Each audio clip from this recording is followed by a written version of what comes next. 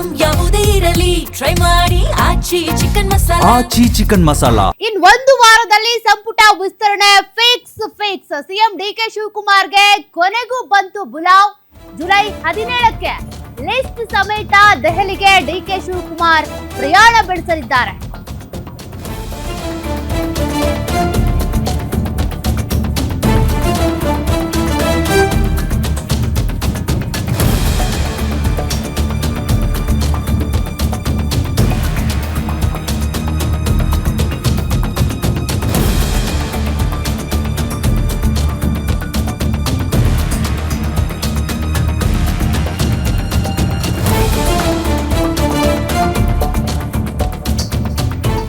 July 17ನೇ ತಾರೀಕು list ಸಮೇತ DK Shivakumar ಅವರು ದೆಹಲಿ ಪ್ರಯಾಣವನ್ನ ಬೆಳೆಸಲಿದ್ದಾರೆ. ಸಿಎಂ ಡಿಕೆ ಶಿವಕುಮಾರ್, ಮಾಜಿ ಸಿಎಂ ಸಿದ್ದರಾಮಯ್ಯ ದೆಹಲಿ ಪ್ರವಾಸವನ್ನ ಕೈಗೊಳ್ತಾರೆ. ಕಾರಣ ಹೈಕಮಾಂಡ್ ನಿಂದ ಬುಲಾವ್ ಬಂದಿದೆ.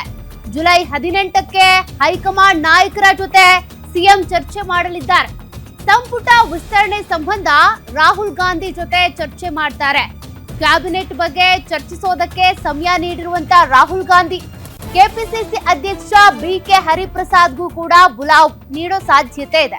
ಇನ್ನು ರಾಹುಲ್ ಗಾಂಧಿ ಜೊತೆ ಮಾತುಕತೆಯ ಬಳಿಕ ಪಟ್ಟಿ ಫೈನಲ್ ಆಗಲಿದೆ. ಈಗಾಗಲೇ ಸಿಎಂ ಡಿಕೆ ಶಿವಕುಮಾರ್ ಅವರು ಒಂದು ಪಟ್ಟಿ ಕೊಟ್ಟಿದ್ದಾರೆ.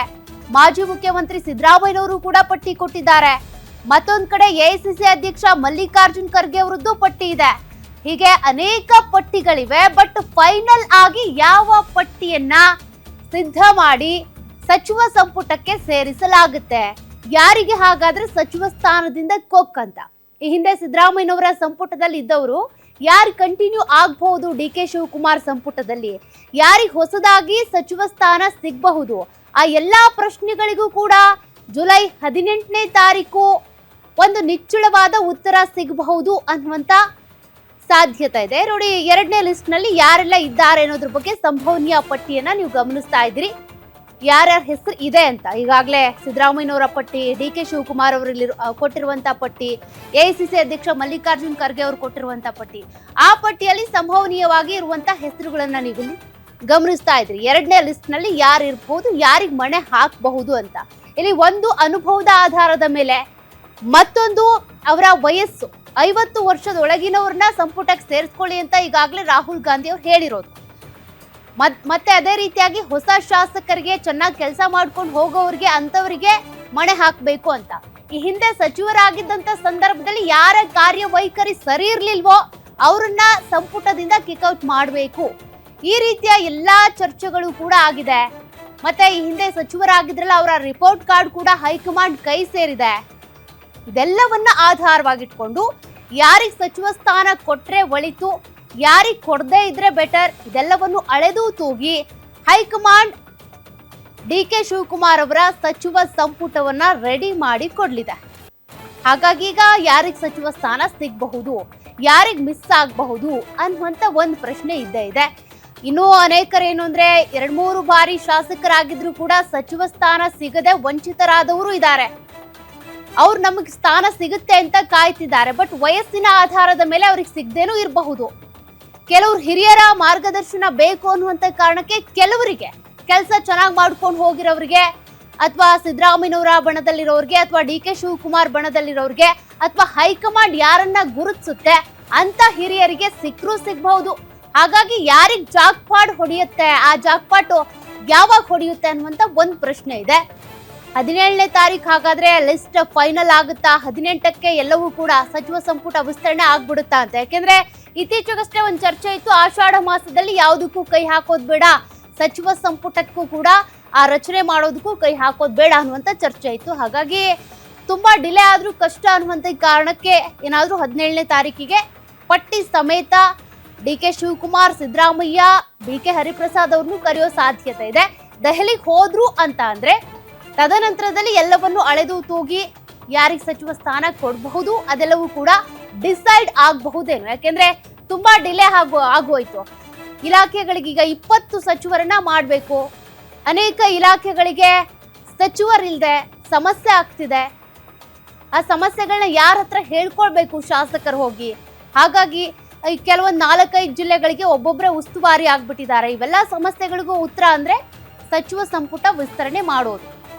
ಮತ್ತಷ್ಟು ಡೀಟೇಲ್ಸ್ ಕೊಡ್ತಾರೆ ನಮ್ಮ ಪೊಲಿಟಿಕಲ್ ರಿಪೋರ್ಟರ್ ದುರ್ಗೇಶ್, ಸಾಕಷ್ಟು ಡಿಲೇ ಆಯಿತು ಸಚಿವ ಸಂಪುಟ ರಚನೆ ಮಾಡೋದು.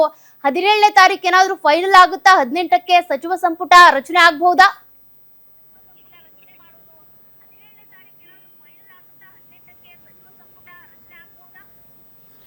ಎಸ್ ಸೌಖ್ಯ, ಬಹಳ ಕುತೂಹಲದಿಂದ ಕಾಯ್ತಿದ್ದಂತ 2ನೇ ಹಂತದ ಸಚಿವ ಸಂಪುಟ ವಿಸ್ತರಣೆಗೆ ಈಗ ಒಂದು ಸಮಯ ನಿಗದಿಯಾಗಿದೆ ಅನ್ನುವಂಥದ್ದು. ಯಾಕಂದ್ರೆ ಜುಲೈ 18ಕ್ಕೆ ಹೈಕಮಾಂಡ್ ನಾಯಕರು ಡಿ ಕೆ ಶಿವಕುಮಾರ್ ಅವರಿಗೆ ಬುಲಾವಣೆ ನೀಡಿದ್ದಾರೆ. ಜೊತೆಗೆ ಸಿಎಂ ಸಿದ್ದರಾಮಯ್ಯ ಅವರು ಕೂಡ ದೆಹಲಿ ಪ್ರವಾಸವನ್ನ ಕೈಗೊಳ್ತಾರೆ ಅನ್ನುವಂತ ಮಾಹಿತಿ ಇದೆ.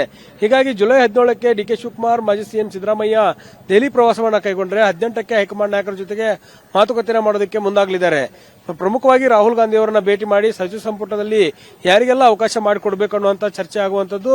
ಜೊತೆಗೆ ಡಿ ಕೆ ಶಿವಕುಮಾರ್ ಪಟ್ಟಿ, ಸಿದ್ದರಾಮಯ್ಯ ಅವರ ಪಟ್ಟಿಯನ್ನ ಹಿಡಿದುಕೊಂಡೇ ದೆಹಲಿ ಪ್ರವಾಸವನ್ನ ಕೈಗೊಳ್ಳಲಿದ್ದಾರೆ. ಹೀಗಾಗಿ ಈ ಒಂದು ಪಟ್ಟಿಯಲ್ಲಿ ಸಾಕಷ್ಟು 20 ಸಚಿವ ಸ್ಥಾನಗಳಿಗೆ 40ಕ್ಕೂ ಹೆಚ್ಚು ಶಾಸಕರ ಪೈಪೋಟಿ ಇರುವಂತದ್ದು. ಹೀಗಾಗಿ ಈ ನಿಟ್ಟಿನಲ್ಲಿ ಶಾಸಕರು ಈಗಾಗಲೇ ಸಿದ್ದರಾಮಯ್ಯ ಅವರನ್ನ ಭೇಟಿಯಾಗುವಂತದ್ದು ಮತ್ತು ಡಿ ಕೆ ಶಿವಕುಮಾರ್ ಭೇಟಿಯಾಗುವಂತದ್ದು, ಜೊತೆಗೆ ಮಲ್ಲಿಕಾರ್ಜುನ್ ಖರ್ಗೆ ಅವರನ್ನ ಭೇಟಿಯಾಗುವಂತದ್ದು ಎಲ್ಲವನ್ನೂ ಕೂಡ ಕಸರತ್ತನ್ನು ನಡೆಸುತ್ತಿದ್ದಾರೆ, ಪೈಪೋಟಿ ನಡೆಸಿದ್ದಾರೆ, ಲಾಬಿಯನ್ನು ಮಾಡ್ತಿದ್ದಾರೆ. ಎಐಸಿಸಿ ಮಟ್ಟದಲ್ಲೂ ಕೂಡ ಹೈಕಮಾಂಡ್ ನಾಯಕರ ಭೇಟಿಯಾಗಿ ನಮಗೆ ಈ ಬಾರಿ ಅವಕಾಶವನ್ನ ಮಾಡಿಕೊಡಿ ಅನ್ನುವಂತಹ ಒಂದು ಬೇಡಿಕೆಗಳನ್ನ ಇಟ್ಟಿರುವಂತದ್ದು. ಪ್ರಮುಖವಾಗಿ ಯುವಕರಿಗೆ ಆದ್ಯತೆಯನ್ನ ಈ ಬಾರಿ ಕೊಡಲಾಗುತ್ತೆ ಅನ್ನುವಂಥದ್ದು ಒಂದು ಕಡೆ ಆದ್ರೆ, ಹಿರಿಯರನ್ನು ಕೂಡ ಕಡೆಗಣಿಸಬಾರದು ಮತ್ತೆ 2-3 ಬಾರಿ ಗೆದ್ದವರಿಗೂ ಕೂಡ ಅವಕಾಶವನ್ನ ಮಾಡಿಕೊಡಬೇಕು ಅನ್ನುವ ನಿಟ್ಟಿನಲ್ಲಿ ಬೇಡಿಕೆಗಳಿರುವಂತದ್ದು. ಹೀಗಾಗಿ ಡಿ ಕೆ ಶಿವಕುಮಾರ್ ಅವರ ಸಚಿವ ಸಂಪುಟ 2.0 ನಲ್ಲಿ ಯಾರಿಗೆಲ್ಲ ಅವಕಾಶವನ್ನ ಮಾಡಿಕೊಡಲಾಗುತ್ತೆ ಅನ್ನುವಂಥದ್ದು ಬಹಳ ಮುಖ್ಯವಾಗಿ ಚರ್ಚೆ ಆಗ್ತಾ ಇದೆ.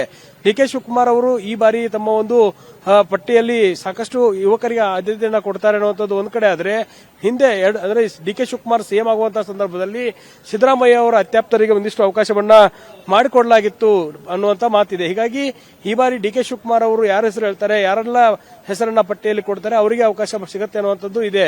ಹೀಗಾಗಿ ಡಿ ಕೆ ಶಿವಕುಮಾರ್, ಸಿದ್ದರಾಮಯ್ಯ ಮತ್ತು ಕೆಪಿಸಿಸಿ ಅಧ್ಯಕ್ಷರಾಗಿರುವಂತಹ BK Hariprasad, DCM G Parameshwar ಅವರು ಕೂಡ ದೆಹಲಿ ಪ್ರವಾಸವನ್ನ ಕೈಗೊಂಡು ಹೈಕಮಾಂಡ್ ನಾಯಕರ ಜೊತೆಗೆ ಚರ್ಚೆಯನ್ನ ಮಾಡಿ 20 ಸಚಿವ ಸ್ಥಾನಗಳನ್ನ ತುಂಬುವಂತ ಕೆಲಸವನ್ನು ಮಾಡ್ತಾರೆ. ಜೊತೆಗೆ ವಿಧಾನ ಪರಿಷತ್ ಚುನಾವಣೆ ಮತ್ತು ನಿಗಮ ಮಂಡಳಿ ಅಧ್ಯಕ್ಷರ ಒಂದು ಆಯ್ಕೆ ಕೂಡ ಆಗುವಂತದ್ದು. ಹೀಗಾಗಿ ಇದನ್ನು ಕೂಡ ಪಟ್ಟಿಯನ್ನು ಹಿಡಿದುಕೊಂಡೇ ಚರ್ಚೆಯನ್ನು ಮಾಡಲಿದ್ದಾರೆ ಅನ್ನುವಂತ ಮಾಹಿತಿ ಇದೆ.